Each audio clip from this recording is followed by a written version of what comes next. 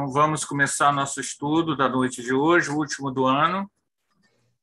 Depois a gente volta em fevereiro. Tudo bem, Rui? Rui, Wellington, Andréia, Cecília. Opa, tudo bem. Então, vamos fazer nossa prece inicial, agradecendo a Deus a oportunidade de mais um dia de vida. Pai de infinita misericórdia, de infinito amor, Senhor das estrelas, do amor eterno, Pai eterno, fonte da vida. Nós chamamos, ó Pai, e agradecemos a oportunidade de termos um contato com os vislumbres do conhecimento universal. Permita, ó Pai, que nesta noite estejamos em sinfonia contigo, com toda a criação. Que nossos corações e mentes, Senhor, estejam ao alto, que a fraternidade universal vibre em nosso íntimo. Estende, ó Pai, as tuas forças do bem, o teu amor infinito em todas as direções. Em nome do teu amor, nós te pedimos, Senhor, permitir que os Espíritos Consoladores nos inspirem, nos amparem e nos estimulem à sabedoria divina, que assim seja. Assim seja. Então, gente,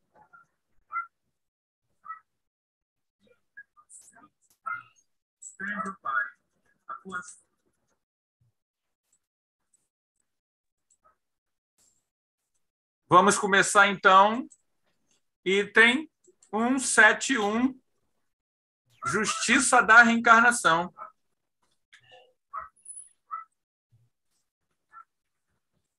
Item 171 do Livro dos Espíritos, Justiça da Reencarnação.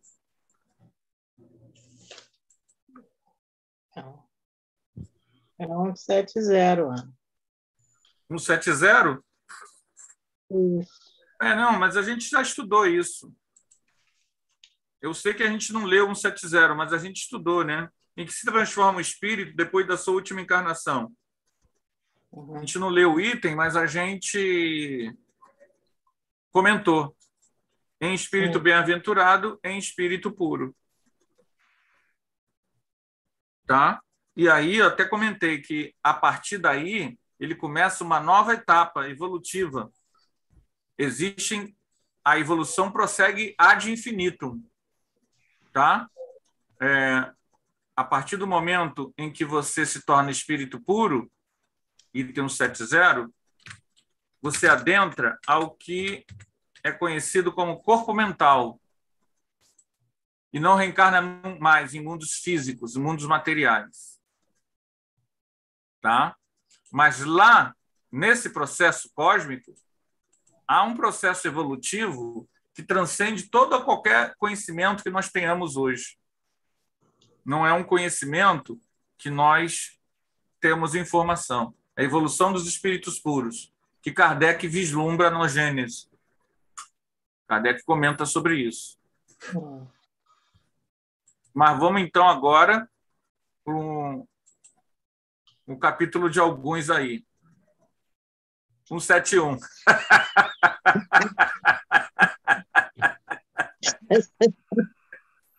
Oh, Senhor.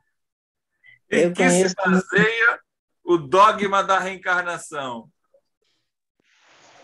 Na justiça de Deus e na revelação.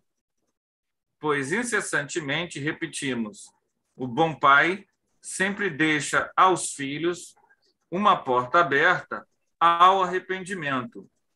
Não te diz a razão que seria injusto privar para sempre da felicidade eterna todos aqueles de quem não dependeu se melhorarem? Não são filhos de Deus todos os homens? Somente entre os homens egoístas se encontram a iniquidade, o ódio implacável e os castigos sem remissão. Alguém quer comentar?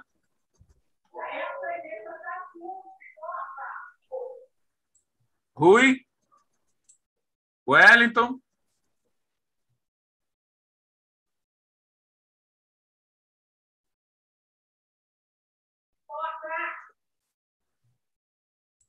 Não? Anderson, Pode falar. aqui, ah, posso falar? Aqui, Kardec deixa bem claro, né? A justiça de Deus, né? Como Deus é justo e bom, né? Porque em muitas religiões, né? Como eu já citei da outra vez, do bilhetinho, né? A pessoa queima, né, no fogo do inferno, não se redime, não, se não ficar naquela religião, você vai queimar no fogo do inferno. E a gente vê que é totalmente diferente, que Deus dá, sim, oportunidade para o espírito, né? Lógico, com livre-arbítrio dele, né? Ele querendo melhorar, ele melhora. Se ele não quiser, ele continua, né?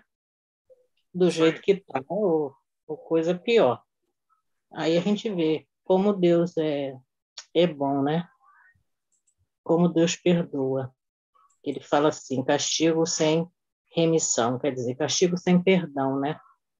É bem, é muito triste, né? Você saber que existe pessoas que não entendem isso, acham que morte é castigo, que se você não se entregar, né? Taraná, não vou falar porque agora a gente está em tudo quanto é lugar. Se a gente não se entregar, que morre no fogo do inferno, que, né? Ou então, se entregou tudo que você fez, você matou, você roubou, você traiu, você fez o que bem entendeu da vida, aí você chega lá, se entrega a Jesus, vamos botar, que eles falam, né? Se entregar a Jesus, pronto, você está perdoado de tudo. Tem religião que até a família. Eu tenho uma sobrinha ela diz que ela salvou a família inteira. Eu agradeci. Falei, muito obrigado por você me ter salvo. Porque ela diz que até a família, tendo uma pessoa da família na religião, salva a família inteira. Que maravilha. É É, maravilhoso, né? Como a diz, gente entende. seria trágico se fosse cômico, né? Eles estão, né? É o momento, né? Que eles estão vivendo, né? É um É momento de, verdade. mas a misericórdia de Deus é maravilhosa. Não tem como nem, nem, nem debater isso. Eu não debato, eu concordo com tudo, sabe? Tudo que estão me dizendo, eu estou concordando. Você vai, vai fazer o quê? Posso fazer nada? Não, muda. Não, deixa assim, tá bom assim. Depois você vai lá e ora por mim, ou então na hora da morte, né, que fazem, né, que vocês dizem que fazem, né? Lá na hora da morte, aí salva aquela alma. Então vai lá e me salva. Pronto. É assim que eu faço. Porque antes eu debatia muito, hoje em dia eu não debato mais nada. Eu compreendo a, né, o É momento, né? verdade. O momento dele.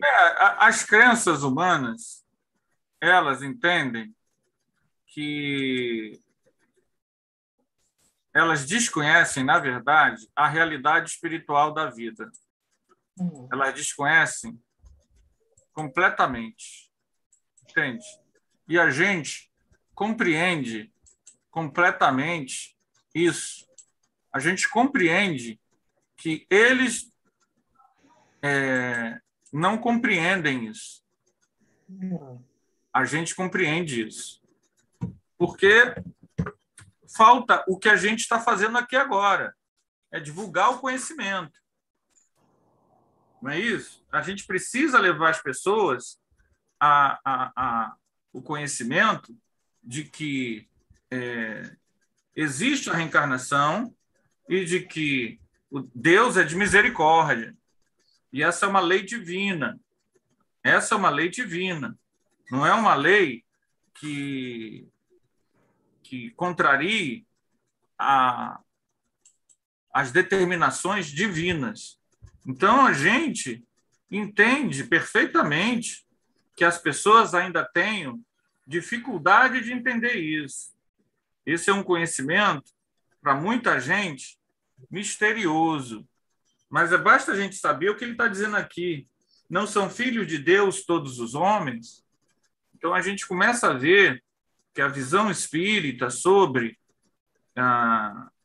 os filhos de Deus, Deus é amor, né? Deus não faz acepção dos seus filhos.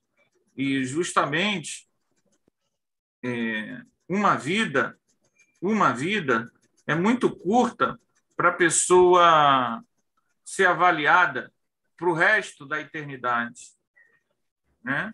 E isso as pessoas têm dificuldade de ver. Como você vai julgar no fogo do inferno uma pessoa por uma vida, né? Como você, se o homem existe há mais ou menos 200 mil anos, como você pode determinar que todas as pessoas que nasceram antes de Jesus Cristo, elas estão condenadas porque nasceram antes de Jesus Cristo? É uma crença infantil. É lógico que eles vão ter argumentos, e a gente entende, e a gente respeita, mas não temos, assim, a gente respeita, mas a gente também precisa ser respeitado, né? As pessoas têm todo o direito do mundo de acreditarem no que quiser. Isso é um direito que a gente entende que, inclusive, a lei permite, né? O Estado é laico. E o que é o Estado laico? É o Estado que não tem uma religião oficial, porque ele permite que as pessoas tenham a religião que quiser, sem prejuízo a essas pessoas. Então, você pode ter a religião que você quiser, porque isso não prejudica ninguém. Quando o Estado não é laico, como na Arábia Saudita e no Irã, e agora no Afeganistão, a pessoa não pode ter uma religião diferente daquela que o rei, o dono do país, o ditador lá, diz que tem que ser. Então, a democracia, o regime republicano, os direitos humanos e o Estado laico estão ligados. E aí, como a gente vive o Estado laico, eu posso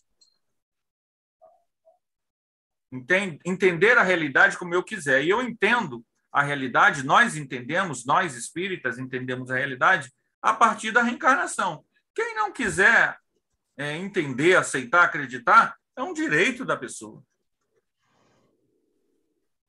né? É um direito dela. Mas que a visão da reencarnação torna-nos mais fraternos, mais amorosos. A gente entende que ninguém é condenado pelo simples fato de que, como ele não é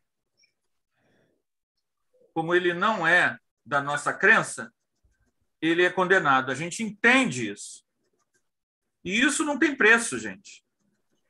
Nós podemos fazer profundas transformações no autoconhecimento quando a gente entende a justiça da reencarnação. E aí ele diz assim: todos os espíritos, vou até compartilhar aqui o livro, né? Eu acho que facilita, se tiver alguém assistindo a gente.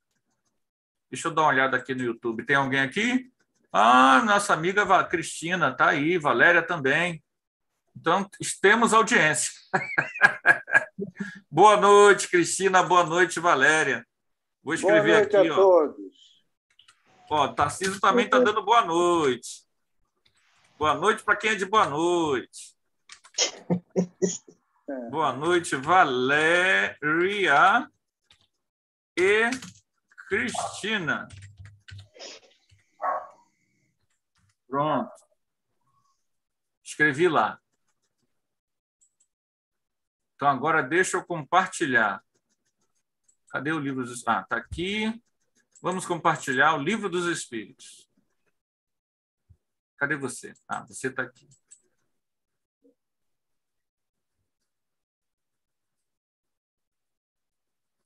Todos os espíritos tendem para a perfeição e Deus lhe faculta os meios de alcançá-la, proporcionando-lhes as provações da vida corporal. Sua justiça, porém, lhes concede realizar em novas existências o que não puderam fazer ou concluir numa primeira prova. Então, cada vida, cada encarnação é um processo de aprendizado. Eu posso ter 90 anos, mas eu posso estar aprendendo coisa nova. Inglês, aprender a nadar, aprender a meditar, aprender a orar, aprender a sair do corpo, aprender a ver o espírito, aprender o que é mediunidade, aprender alemão, francês, japonês, porque eu vou levar isso para o extrafísico, para o mundo espiritual. E depois, quando eu retornar, esse aprendizado, se foi aprendizado mesmo, ele se tornará muito mais fácil quando eu voltar na próxima vida. Vou passar o bastão evolutivo para mim mesmo, com as minhas conquistas e também com as minhas derrotas. Que terá nesse bastão? Mais conquistas ou mais derrotas? O meu legado para a minha próxima vida, para o Anderson do futuro, da próxima encarnação, vai ser um legado de conquistas ou um legado de reparações? Então, a gente já começa a planejar a próxima encarnação hoje. Ok? Ou não ok? It's okay or it's not okay? Ok. Ok. Então, todos os espíritos tendem para a perfeição. Todos estão focados. O destino é um fatalismo. A perfeição é um fatalismo. Vocês serão perfeitos. Um dia, vocês serão perfeitos. Valéria falou: olá, meus irmãos queridos. Olá, Valéria. Você será perfeita um dia, na eternidade. E depende de quem? Pergunta aos meus nobres colegas aqui de Zoom, em silêncio. Depende de quem? De nós mesmos. Exatamente. Certa resposta. Sem a ajuda dos universitários. Sem ajuda. Anderson, seria tão bom assim, no meu caso, né? Olha só, ela morou no 98, ela aguentou isso, então ela vai ser elevada.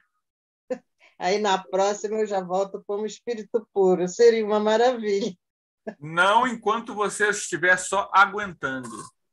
Já que você falou, vamos lá. Enquanto a gente está só aguentando... Espera aí, rapidinho. Agora já era, já falou. Agora aguenta. Agora aguenta. Enquanto a gente só estiver aguentando, ainda está na expiação. Mas eu oro por ele. Aguentando é a expiação. Quando a gente sair do aguentar para o acolher, eu não estou dizendo que eu faço isso não, tá? Eu estou dando aqui o beabá. Faça o que eu digo. Infelizmente, ainda estou nessa baratrosfera, ainda estou nesse umbralzão. Faça o que eu digo, tá? E é isso aí. O resto não faz, não. Então, o que eu tô... enquanto a gente estiver aguentando, estamos ainda longe da perfeição. Aguentar é bom. É melhor do que não aguentar. Mas ainda não é superação espiritual. Superação espiritual é a vivência da lei do amor. Então, quando eu começar a olhar para estas pessoas que hoje eu só aguento e começar a ser uma espécie de tutor delas, amparador delas, condutor delas, professor delas, cuidador delas, aí sim eu entrei no curso ginasial. Por enquanto, a gente ainda está na escolinha. Porque a gente ainda suporta, e olha que é uma vitória, sem agredir, sem espernear. A gente ainda está lutando com o esperneio. De vez em quando a gente esperneia, a gente segura, se arrepende, ora um pouquinho, vigia, vai, mas a gente já pode ir dando assim os primeiros voos de assistência. Precisou, estamos aqui. Precisou, estamos aqui, entendeu? Precisou, é um primeiro voo de assistência. Trabalho mediúnico, esse povo começa a desencarnar. Você, como médium, vai lá nas zonas que eles estão e recolhe eles, guiado pelos guias, mentores espirituais. Aí você começa a ajudar você mesmo. Aí sim, quando a gente começa a recolher essa turma. Enquanto a gente tiver, mentor tira a gente do corpo, põe o inimigo na frente da gente, e a gente diz, eu não te perdoo, enquanto isso ainda for forte, a gente ainda está no primário. Porque não pensa vocês, que muitas vezes a gente diz assim, eu te perdoo. Perdoe ele. Perdoe ela. Mas quando o mentor tira a gente do corpo e põe a pessoa na nossa frente, a gente é a gente. Entenderam? A gente não é a teoria bonita, religiosa, que vai ficar bem porque você é espírita. A gente é a gente. E aquilo que a gente não trabalha, não se dedica, não adianta que a gente não constrói. Então, às vezes, a gente fala aqui, não, vou perdoar todo mundo. Eu perdoo todo mundo, peço perdão a todo mundo. Quando tira do corpo e põe na frente, isso pula em cima. É verdade esse bilhete.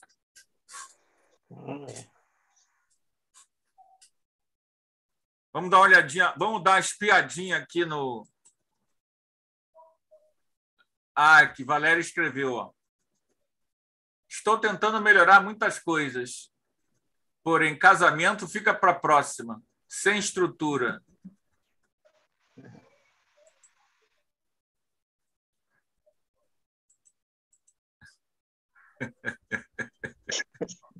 Freud falaria assim, ato falho, mas tudo bem.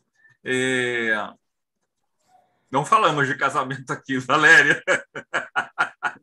Mas tudo bem, tudo bem. Anderson amigo. Anderson amigo. Freud te explica. Freud te explica. Vamos lá. Vamos lá. Deus não agiria com equidade. Então, vamos entender o que é equidade. Deus não agiria com equidade.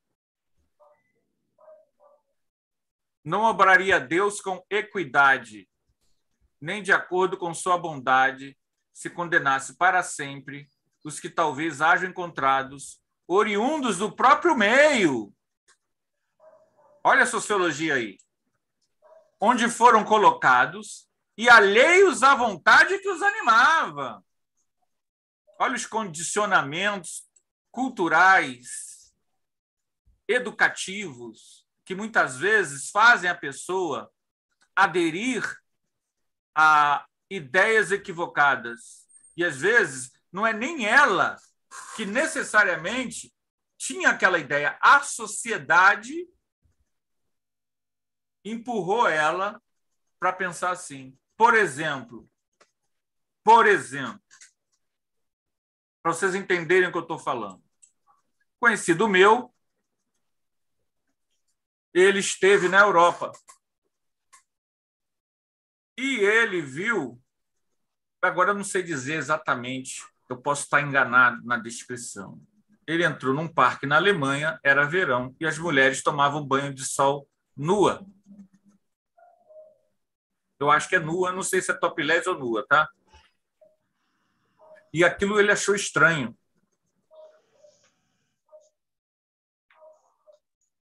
Era um parque, tipo Parque de Madureira.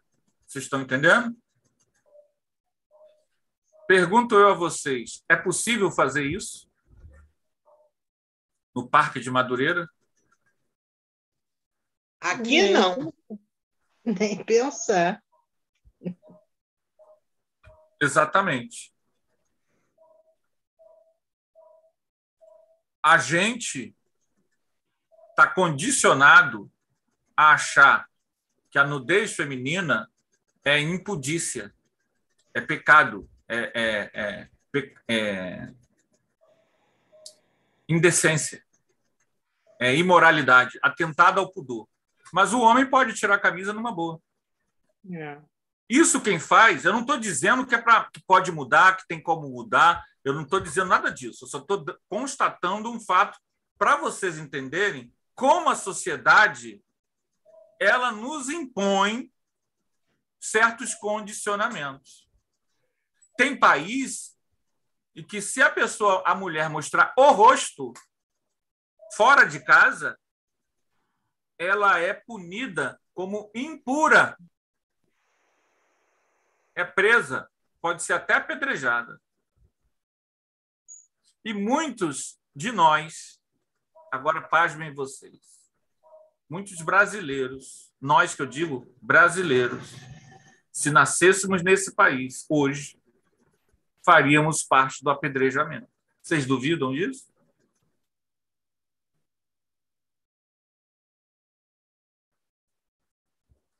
Não, não duvido.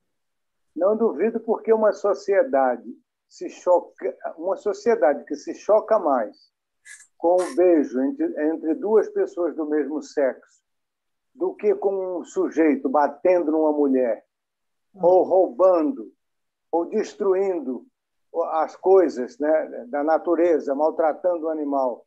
Eles dão muito mais ênfase, muito mais importância ao beijo de um homem com outro homem, de uma mulher com outra mulher, do que com essas situações aí que, para mim, são muito mais degradantes, falando humanamente. Então, essa sociedade vai ser capaz de tudo.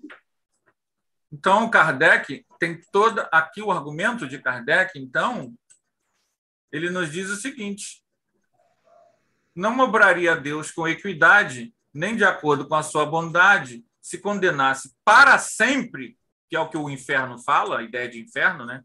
Que ou você acredita no inferno ou você acredita na reencarnação. A reencarnação anula a ideia de inferno, de pena eterna. Os que talvez hajam encontrado oriundos do próprio meio onde foram colocados e alheios à sua vontade completa, obstáculos ao seu melhoramento. O que é equidade? Equidade, gente, você coloca, você não tem distinção. Então, a nossa Constituição, ela diz que a lei tem equidade, na teoria. Temos dois advogados aqui hoje e eu estou mexendo com eles, ó, desde o início. E os dois estão ali quietinhos, né? Na teoria, a lei, não é isso, senhor, doutores? Na teoria, a lei diz que é equidade, que todo mundo trata, né? Na teoria é assim, ou seja, somos todos iguais perante a lei. Todo mundo é verde. Ó, não tem nada de ser branco, preto, índio. Todo mundo é verde. Só que aí você esquece que, na prática, tem uns que são verde clarinho e outros que são verde escurinho. Depende de quem tem mais verde. Exatamente. Mas isso aí tá em todas as constituições praticamente do mundo todo. Só para o estrangeiro ver. É verdade, é verdade. E a equidade, então, é isso, gente, é tratar todos de forma idêntica. Aí ele fala, agiria Deus com equidade fazendo assim?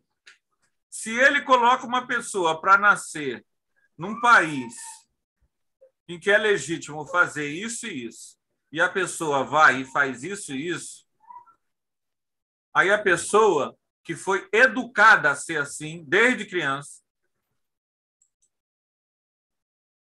a odiar muçulmano desde criança, ela vai arder no fogo do inferno? Então, por que Deus permitiu que as pessoas que criaram essas leis se tornassem reis, se tornassem os líderes?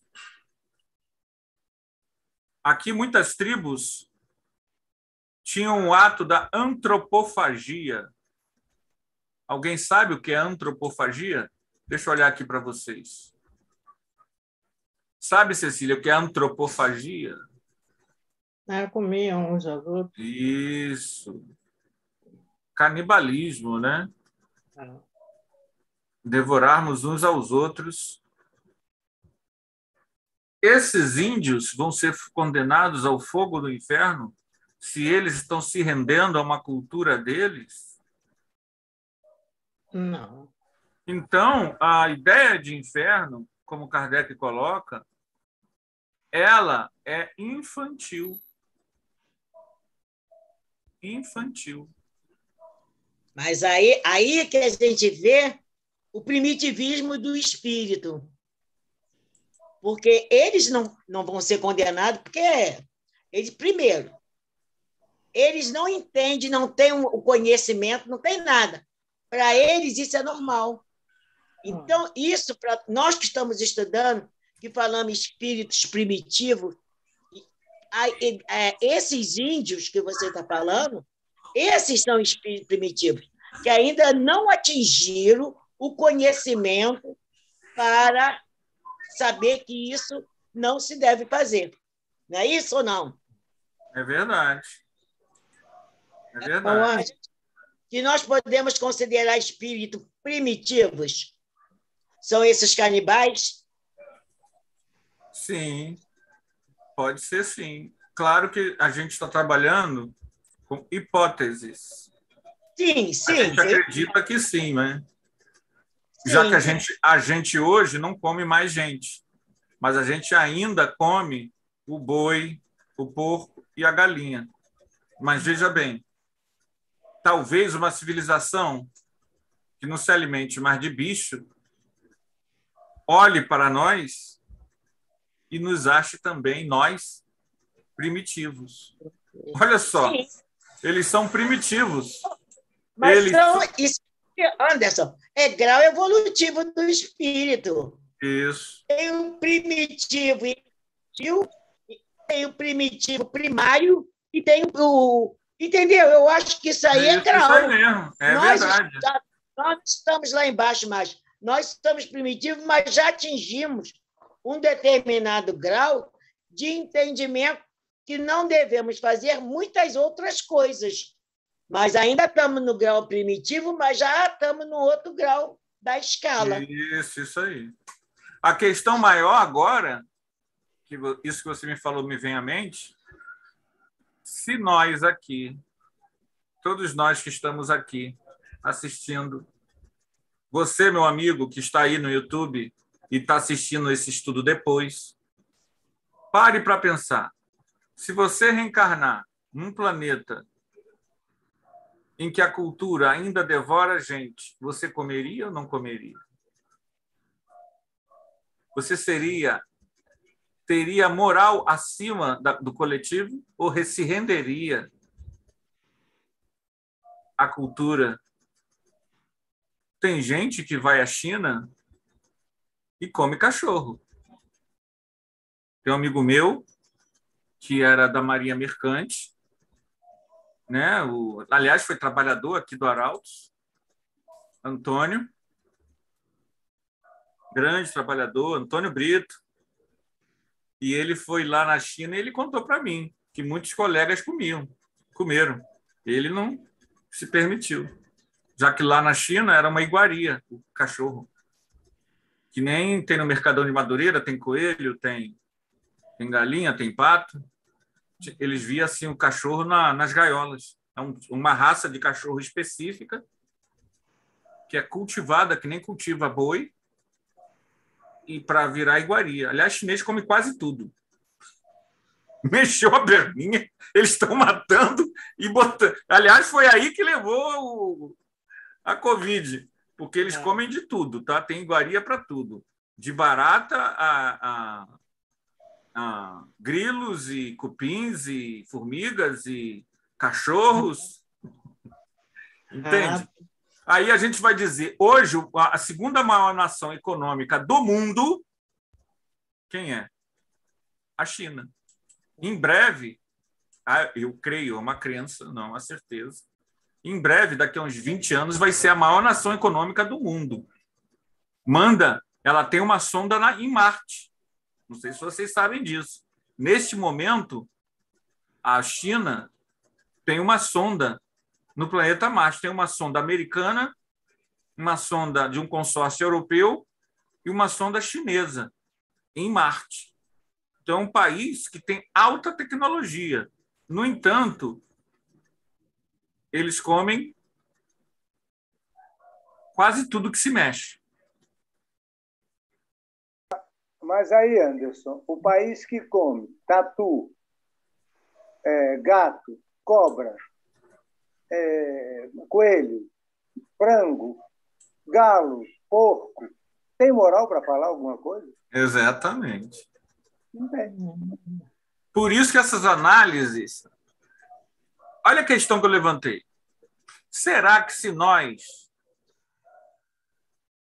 renascêssemos entre um povo tipo os tupinambás lá, que faziam a prática da antropofagia ritual, será que nós não participaríamos?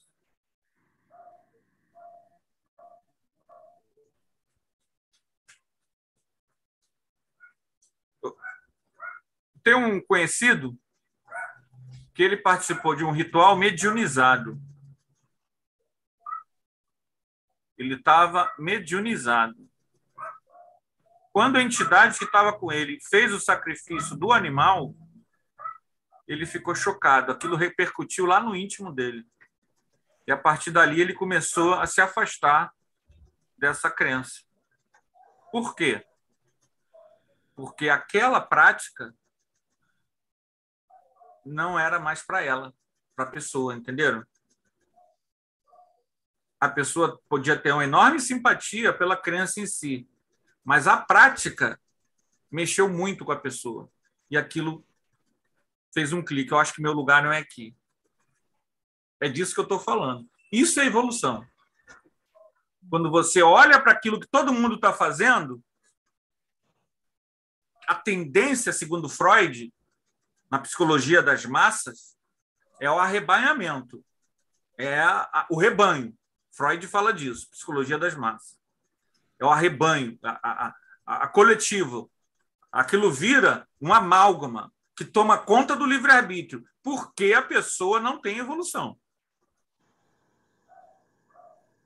E ela se deixa levar pela multidão. Quer ver uma coisa assim? Linchamento. Ou seja, a pessoa participa de linchamento, ela nem sabe o que está ali. É só a força da raiva do coletivo. Outro exemplo, enterro.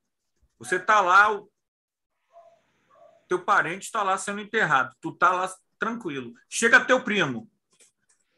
Mãe. Aí tu... Eu já senti isso, gente.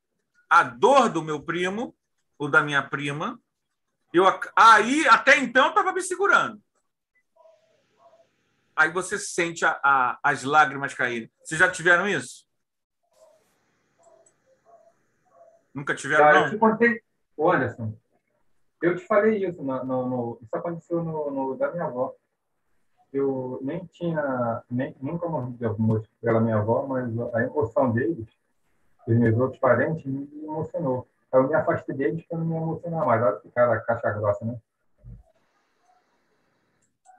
Aí eu fiquei lá sentadinho longe, que eu não queria chorar, porque eu achava que não tinha nada para me chorar, porque eu não gostava da minha avó, falando, sendo sincero. Mas eu via ele chorando e eu estava me emocionando, quase chorando. É verdade, há um arrebanhamento. E aí isso está ligado ao que Kardec falou aqui, voltando ao nosso tema, que é o seguinte: e nessas condições, a pessoa tem condições de ser jogada internamente no inferno? Entenderam?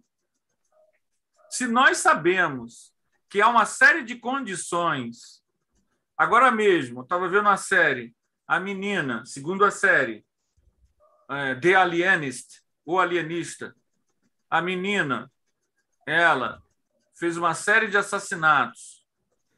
Por quê? O que eclodiu? Segundo a série, tá? Ela era de uma família rica de Nova York. Ela era de uma família rica de Nova York e engravidou. O pai se suicidou. Primeiro o pai se suicidou. E ela engravidou. No que ela engravidou, a mãe, que nunca quis ter filho, mas teve filho por causa da... Isso é final do século XIX, então era a função da mulher ter filho, achou, já que não tinha mais o pai, que gostava muito da filha, a mãe armou para a filha. A mãe disse que a filha tinha agredido ela, tentado matar ela, e por isso mesmo a filha não podia ter o filho, e internou ela numa clínica psiquiátrica. Foucault vai falar muito disso, do controle das organizações psiquiátricas. Como você controla o outro, chamando o outro de louco. Foucault vai falar sobre isso. Né? Arqueologia da clínica, sobre a questão do poder do discurso. Isso foi muito comum. E o filme mostra, essa série mostra isso. A mãe aprisiona a menina, toma a filha dela, a filha some, a moça perde contato, não sabe para onde a filha vai, é internada, ela consegue fugir do manicômio e se torna uma psicopata. E há também muitos estudos no campo da psiquiatria.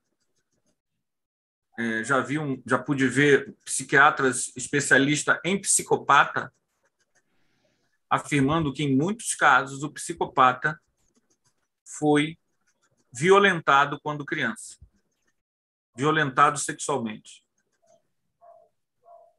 Então, vocês vejam, eu estou falando só a parte psicológica, psiquiátrica, tá, gente? Eu não estou falando de nenhuma implicação espiritual. Apenas para a gente entender o seguinte: tanto o caso do filme quanto esse caso dos psicopatas, segundo a ciência, existiram fatores desencadeadores do processo. E, como Kardec está falando aqui,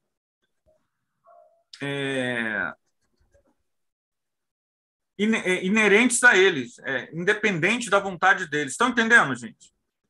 Aí essa pessoa, a partir de um processo traumático, tem uma postura equivocada. Não quer dizer que todo mundo faça. Muitas pessoas passam pela mesma coisa e não tem isso. Mas, gente, é a mente humana. É como cada um reage. E aí você vai jogar essa pessoa para sempre no inferno?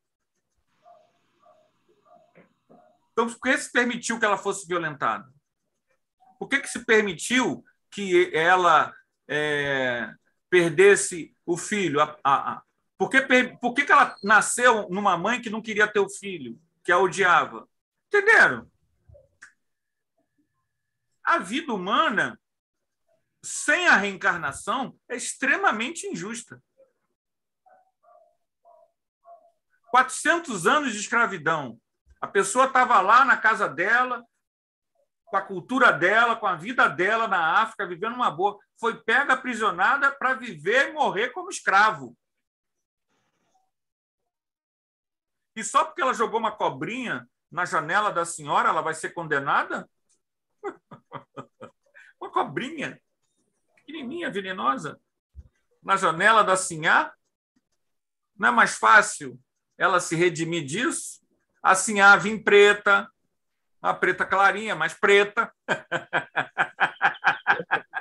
É ou não é? Que É uma preta? redenção. Vai mudando as coisas. Reencarnação é muito bom, gente. Tem coisa melhor do que reencarnação. Anderson, você tem um histórico, né, meu amor? Para contar, né, meu amor? Aquelas reuniões fizeram um histórico, né? É verdade. Nada melhor do que o fenômeno espiritual mostrando para a gente a reencarnação ali. A gente vira ator de uma jornada evolutiva.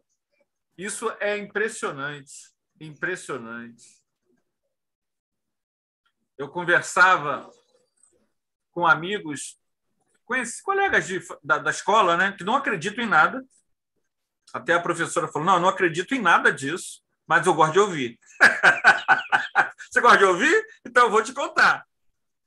Há muitos anos atrás, né, na nossa reunião, anos 90, nós identificamos que parte do grupo havia participado de um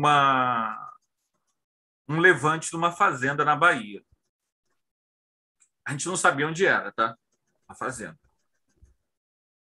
Podia ser no Brasil, podia ser em qualquer lugar. Porque a reunião não foi feita para isso. A reunião era de assistência, só que as informações foram chegando. Então a gente não sabia direito onde que era. Passou-se alguns anos, o dirigente da reunião, que hoje mora onde? Onde ele mora? Na Bahia. Enguiçou o carro, indo para a Bahia, em frente a uma fazenda, a um local que ele não sabia que era. Ele foi saber que local era aquela, foi uma fazenda, o resto de uma fazenda, que tinha tido um levante de escravo. Aí ele me ligou, Anderson, eu acho que achei a fazenda. Eu acho que é aqui na Bahia. Aí eu falei, mas eu não quero ir lá, não quero ver, não. Não que eu tenha alguma coisa a ver com isso, eu não tenho nada a ver com isso. E eu falava para esses professores sobre os malê, que os malê eram um grupo de escravos muçulmanos que vieram da África, eles sabiam ler e escrever, eram letrados,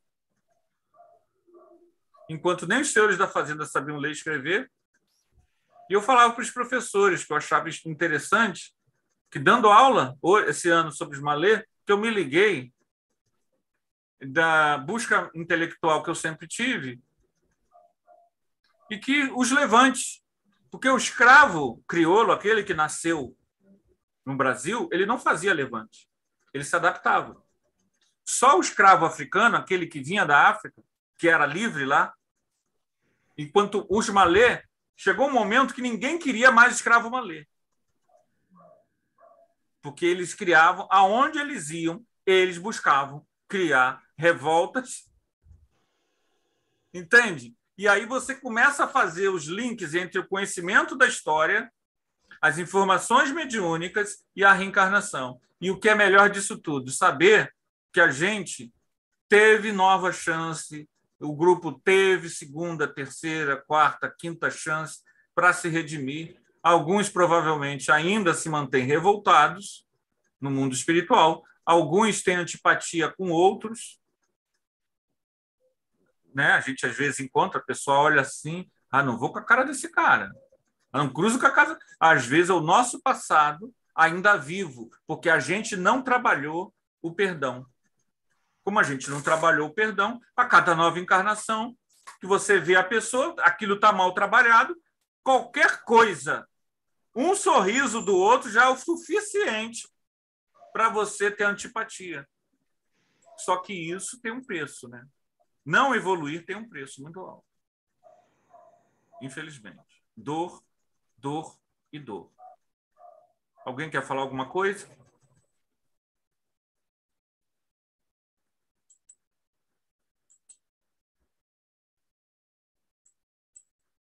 Cristina, não quer falar nada, Cristina?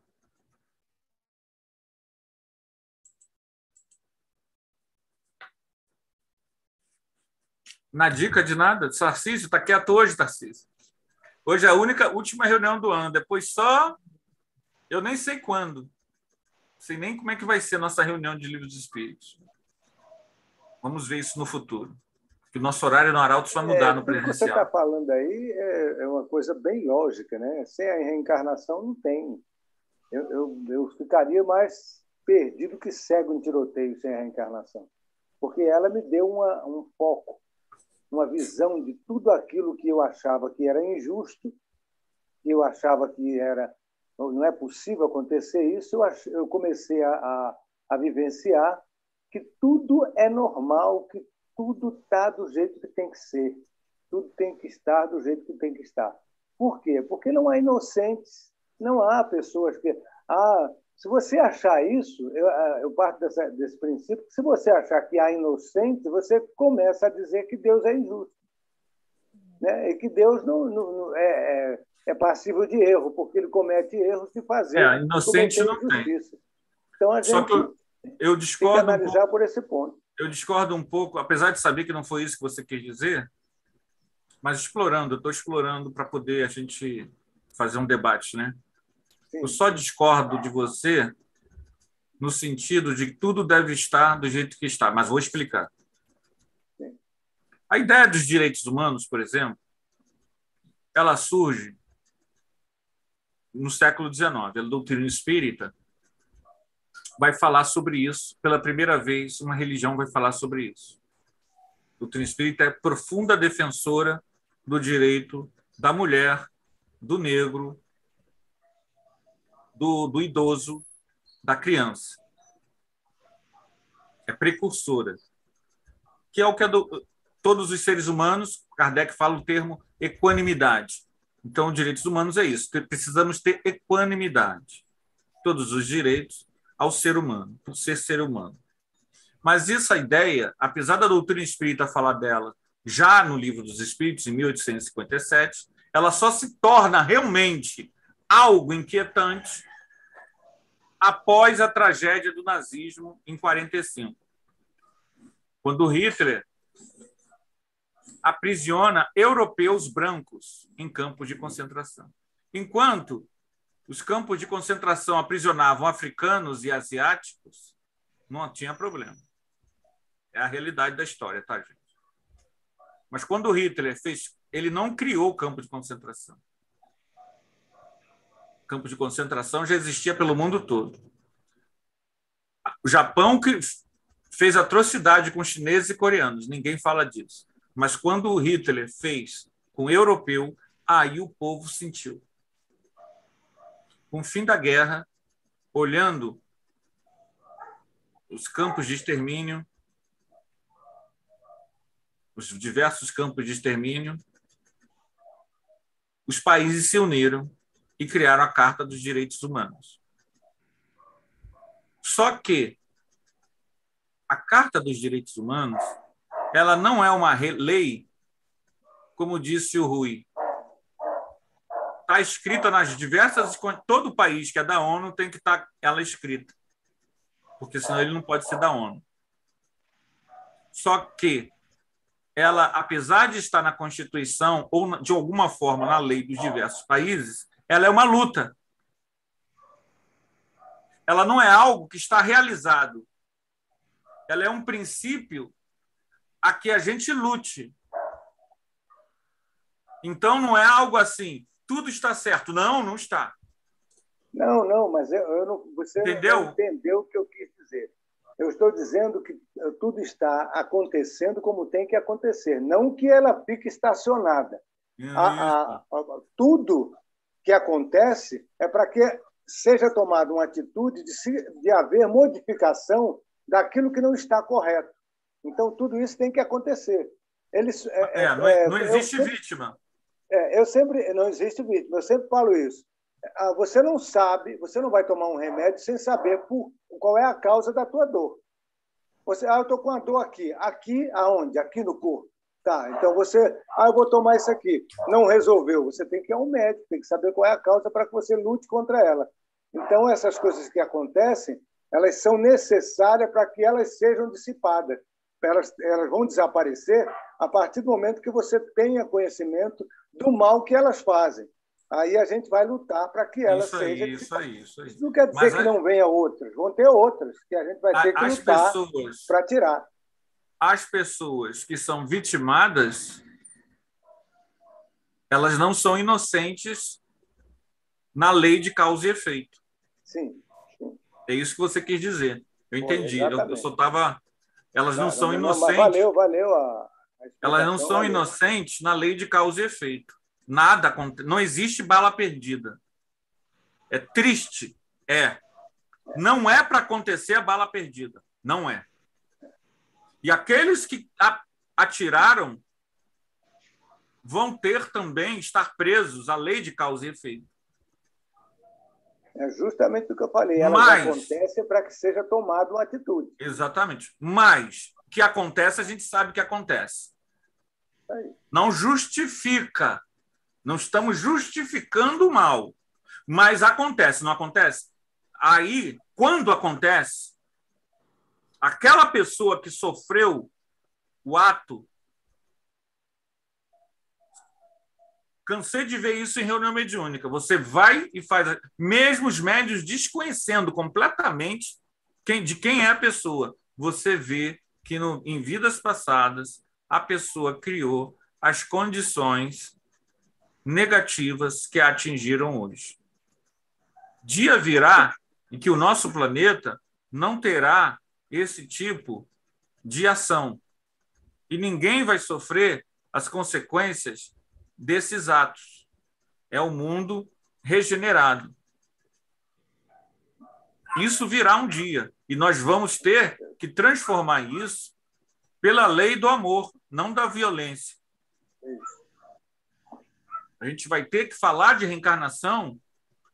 Vocês, todos nós aqui que estamos tendo esse estudo, vamos ter que reencarnar em várias partes do mundo para levar esse conhecimento. Essa é uma bandeira que a gente vai ter que levar da educação espiritual. E a base dessa educação espiritual não é uma religião, é a reencarnação. Reencarnação e evolução, e lei de causa e efeito. A gente tem que levar às pessoas esse conhecimento. Isso existe. Isso não é uma opinião, não é uma crença. Que a partir desse momento em que a gente tomar contato e se conscientizar que já viveu outras vidas, que você já teve encarnação como mulher, como negro, como índio, como alemão, como japonês, como chinês, em outros planetas, ora como heterossexual, ora como homossexual, que você já viveu todo o que você vê na tua frente, você começa a se abrir para a fraternidade. Você começa a ver que todo mundo é gente como você, que todos estamos conectados, que cada vida importa. Anderson, eu não sei se eu já cheguei a comentar contigo, eu estava vendo uma pesquisa assim, de uma empresa que fez. Eles fizeram uma pesquisa no sangue das pessoas, do DNA. Eu tinha até isso, eu cheguei a enviar para algumas pessoas. Então, eles falaram assim, você é o quê? Eu sou alemão. Meu sangue é puro. Alemão puro. Você conhece? Não, pode falar. Então, aquilo foi interessante, porque muitos afirmaram, não, eu sou inglês de sangue nobre. Eu sou alemão da terra, minha família casta todinha é de alemães. Aí fizeram o exame de sangue através do DNA e descobriram. Todo mundo tinha um pouquinho disso. Aquele que disse que era 100% família tradicional alemã, apareceu lá ele com fortes indícios que ele foi africano em uma época atrás. Aí o cara endoidou, falou, não é possível, você é sim. Está aqui, teu grupo sanguíneo. Isso aí quebrou esse tipo de racismo, né? Vamos dizer assim, que as pessoas dizem que o sangue é racismo. Eu sou sangue nobre, eu sou alemão. Isso que você falou, eles conseguiram provar através da ciência. Isso aí eu achei impressionante, muito bacana, essa pesquisa. O Anderson fez um estudo sobre isso lá no Arautos. A gente fez um estudo sobre isso. Você lembra, Anderson? Lembro, claro, lembro. Mostrei, acho que até o vídeo. Mas é verdade. Eu mostrei o vídeo. Esse vídeo. Você já viu esse vídeo, né? Eu já exibi até no estudo lá do Arautos. Tá. Mas veja bem, isso é importante que você falou, para que a gente entenda que até na genética a gente não não existe raças isoladas. Todos somos seres humanos.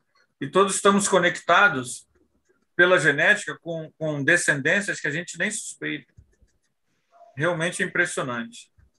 Gente, agora me lembrei daquele desenho Looney Tunes, aquela que vinha uma musiquinha no final. Não sei se vocês lembram disso, que acabou, né? Acabou. Nosso tempo acabou. Tá? Agradeço aí a presença de todos nesses 2 anos.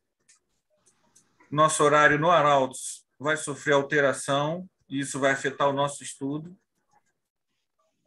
A gente vai ver se consegue ano que vem. Temos que ver com vocês. Será que a gente conseguiria abrir esse estudo 6h30? Não sei. Vamos ver com calma, tá? Vamos ver se a gente consegue, que vai ser presencial também. Vai ser presencial e online. Nós já testamos ontem, domingo, nós testamos no Arautos, online, ficou bom, vai dar para ter estudo presencial e online tranquilo, mas nós estamos com um problema na segunda pelo horário, que o horário do Arautos vai mudar, tá, gente? O Arautos vai ser agora, as palestras vão ser 7h30, mais cedo um pouquinho. E provavelmente agora eu vou poder ir visitar vocês. Está dependendo hoje da uma resposta hoje do INSS, porque eu fui na perícia médica e o médico resolveu me aposentar por invalidez permanente por acidente de trabalho. Beleza. Graças a Deus. Se Deus quiser, é doído, né? Mas pela situação... sim, claro. Mas não era o que eu queria. Quando eu falei para ele que não era isso que eu queria, ele falou, não tem jeito. Eu só tenho essa saída agora. Porque eles não quiseram renovar o período, né, de acidente de trabalho, né? O auxílio doença por acidente de trabalho. Ele falou que não tinha como mais eles renovar. A gente fica por aqui, mas vai melhorar, Rui. Vamos vibrar, vamos orar. Vamos. Isso daí não, mas a questão da saúde que é o mais importante. Se Deus quiser, vai dar tudo certo. Gente, vamos ficar por aqui para a gente, conto com vocês aí ano que vem, a gente tentar ver um horário. Tá? Na impossibilidade de ser na segunda, a gente fazer outro dia, tá bom? E vamos ver. Mas foi bom e tem sido bom esses anos todos, já que esse estudo tem aí uns 10 anos ou mais. Agora, nesses últimos 2 anos, ficou online, mas é um estudo bem antigo da casa, mas a gente vai tentar dar um jeito de conciliar os horários. Vamos fazer nossa prece final. Quero deixar aqui minha gratidão, tá? Por vocês deixarem eu participar no grupo do Arautos. Não, com certeza, aberto para todos. Foi satisfatório para mim, foi muito, assim, preencheu uma parte minha que estava meio para baixo, né? E vocês me ajudaram muito aí com todos esses estudos, cada um dando sua opinião, colocando suas vivências mesmo, né? Isso aí. Eu tenho muito que agradecer a todos vocês, o carinho que vocês me acolheram dentro do Arautos E nós vamos né? continuar. Em fevereiro a gente vai continuar os estudos. Esse de Livro dos Espíritos, que eu não sei direito por causa dos horários, mas a gente vai tentar, vamos tentar conciliar os horários da melhor forma possível.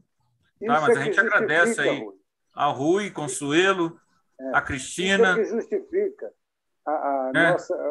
esses estudos, essas coisas online, isso é que justifica. A gratidão que nós recebemos, né? Eu ouvir isso, e a gratidão a Deus por permitir que a gente faça. É muito bom. Você vai ficar bem, Rui. Tamo junto. Graças a Deus. Então, vamos fazer nossa prece final, pedindo a Deus, a Jesus, que nos ampare, a doutor Bezerra de Menezes, que possa ir com suas equipes médicas, a casa do Rui, a todos aqueles que nesse momento se encontram com problemas de saúde. Ó, doutor Bezerra de Menezes, permitir que através das ondas dessa transmissão as equipes espirituais possam ir, Senhor, à casa de todos aqueles que nos assistem, levando o lenitivo, o médico espiritual, o ectoplasma curativo, o socorro espiritual. Doutor Bezerra de Menezes, amigo, espírito de escola, que as equipes espirituais, em teu nome, possam levar o socorro espiritual a todos os enfermos que nos assistem nesse momento. Jesus, bom e amado Mestre, estrela divina, Rabi da Galileia, permiti, Jesus, que neste Natal tenhamos a coragem, Jesus, de fazer a natividade em nosso íntimo. Queremos abrir nossos corações, Jesus, perdoar, socorrer e servir. Jesus, queremos praticar a abnegação, abrir, Jesus, a renúncia íntima a favor de todos, da felicidade de todos, do amparo a todos, do socorro a todos. Senhor, não nos deixe reclamar de nós mesmos, que nós possamos valorar, Jesus, nossas experiências.